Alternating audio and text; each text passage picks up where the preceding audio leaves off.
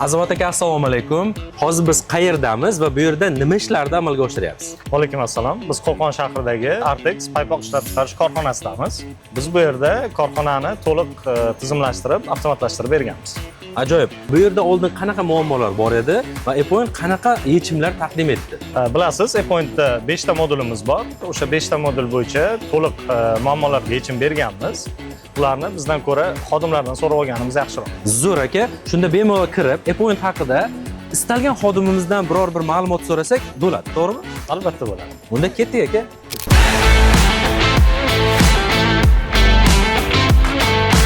Assalomu alaykum. Men Artex kompaniyasining dazmolida master bo'lib ishlayman. Dazmolda sifatiga, hamma yog'iga qarayman. Avval hisob-kitobda juda adashmovchilik ko'p edi.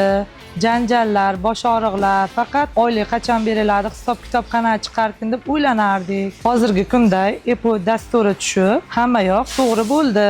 Janjallar ham yo'q, oyliklar ham to'g'ri chiqqan. Ishimni ishlayman, ketaman. Oylik bilan ishim yo'q hozir. Huquq hamma yoq bir xil chiqyapti. Epoint kompaniyasini boshqalarga ham maslahat beraman. Juda foydali narsa ekan.